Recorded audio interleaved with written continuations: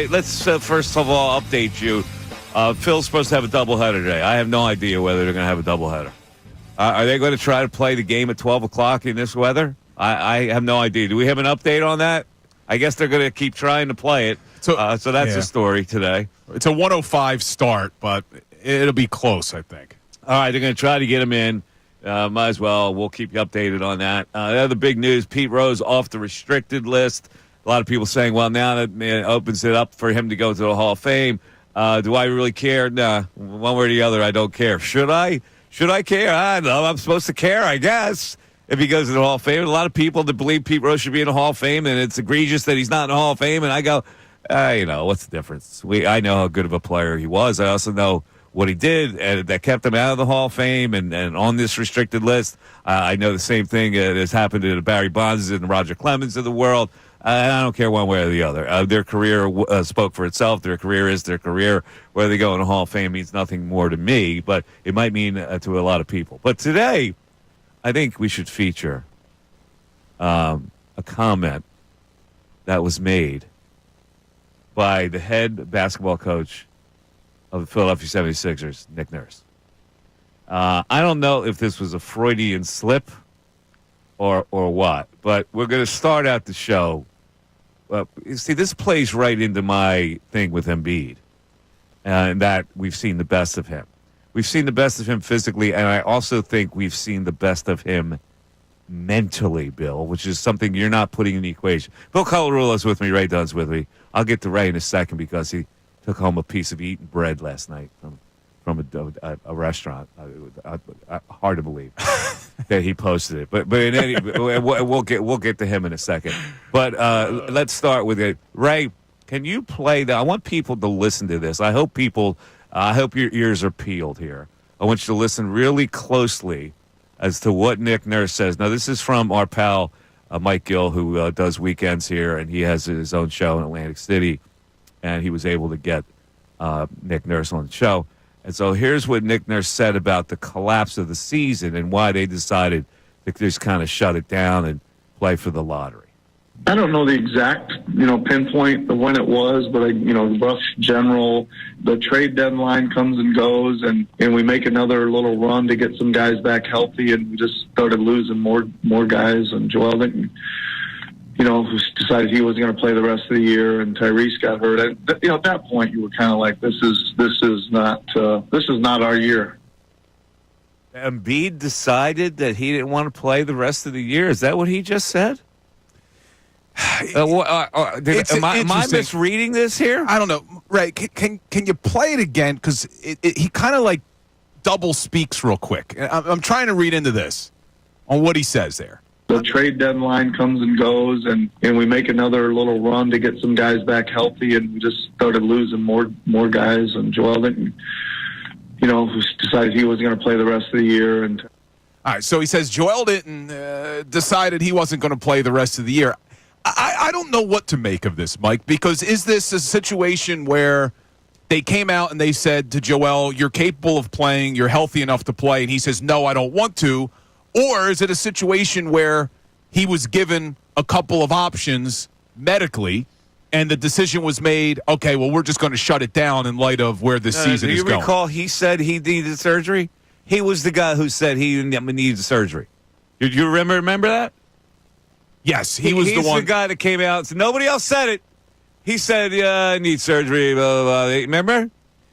Yeah, and he felt like he was limited on the court. Uh-huh.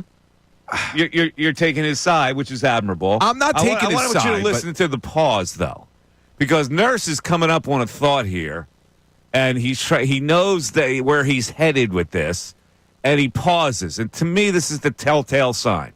Started losing more guys, and Joel didn't, decided he wasn't going to play the rest of the year. Did you hear the pause there? Yeah, he sounds frustrated. The pause, what he was going to say, what he was said, but he tried to filter it, and then he wound up saying it anyway. To me, that's the telltale. Joel decided he did not want to play the rest of the year, and this goes back to my point. This is why at this stage of his life and his career, you cannot trust him physically or mentally. All right. understand the not trusting part because of the physical nature of Joel Embiid's knees. It's very difficult to say, yes, for sure, Joel's going to be 100% healthy and everything's going to be fine.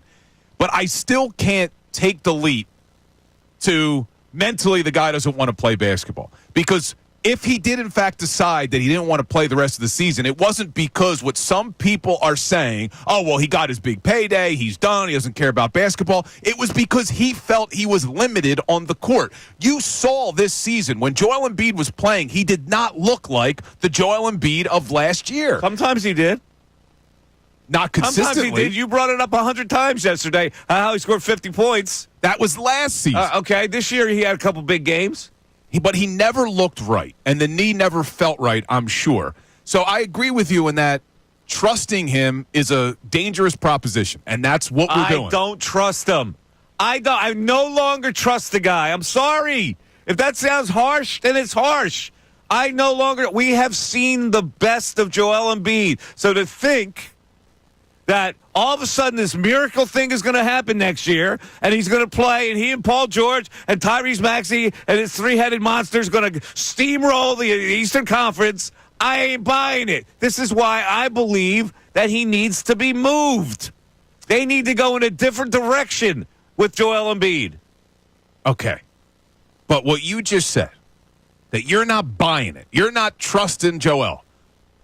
What's his value then, Mike? Well, you got to get somebody to buy into what you buy into. You're the guy that's buying into it. There's always another Bill Colarulo out there. See, I think you're misrepresenting me buying in. What I'm saying is you're not going to be able to move Joel. So the only chance you have is to hope that he's healthy. You are going to be able to move him. There is always another sucker who wants to believe that miracles will happen, and they acquired a guy who could be the most dominant player in the league. But the question is that sucker going to give you something that's actually going to change the franchise for the better? It doesn't matter. You have to now retool what the Sixers are. This is my point. You got to retool it. The day and age of the dominant center like Embiid is gone in the NBA. It's gone. You got the Joker who rises way above everybody, and then you got athletic centers who are rim protectors or whatever. That's where the league has gone here. Yeah, I just think that the mistake that was made here goes back to when they gave Joel the contract extension, because even if you're right, that you could find a sucker to give a trade package together for Joel, I think it's less likely now that you're strapped with Joel for another 4 seasons. Is a general manager on another team going to be willing to give up something that really is worth value for a 4-year contract where there's all this unknown? You give up a bunch of players to make up a salary. That's what you do. But is that going to change anything for the Sixers? Doesn't matter. At this point, what am I? You mean to think that I still have hope for the Sixers? At this stage, you think I come into next year with hope that they're going to do something anyway? What's the difference? Yeah, so you want to make a change just to make I'm making a change because now you got to start changing. And if it sets you back in time, it sets you back in time. If you could trade Joel and you could get anything of value, I'm on board with you, Mike. But my position is I don't think you can. Doesn't matter. And I think you just have to hope the guy can come back and play. Doesn't matter at this point that you got to get something of value. You got to turn this thing over. It's like dough.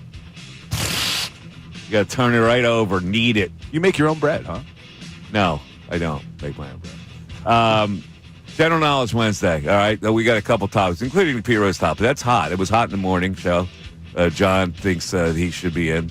And I don't care one way or the other. I really don't. I'm left without care. But General Knowledge Wednesday, a pair of tickets to see The Who. What? Whoa. One of the top 5 rock bands ever. Pinball Wizard. A pair of tickets to see The Who at the Wells Fargo Center. And that's the General Knowledge Prize today. I will give you the topics after this. It's going to be a little different. It's Ray against the audience, but it's also Bill with a special category to see if he can accumulate enough points to beat the audience. The category is, for all you hockey fans, about hockey. Wow. 610-632-0975. We're back after this. Hey everybody, it's Bill Colarulo. Thanks for watching. We appreciate it. Make sure you like and subscribe to our channel so you can engage during the show, and you're not going to want to miss all the content that we post. It's not only the live videos, it's videos after the fact. It's our shorts. It's all the content you want as a Philadelphia sports fan. Looking forward to connecting.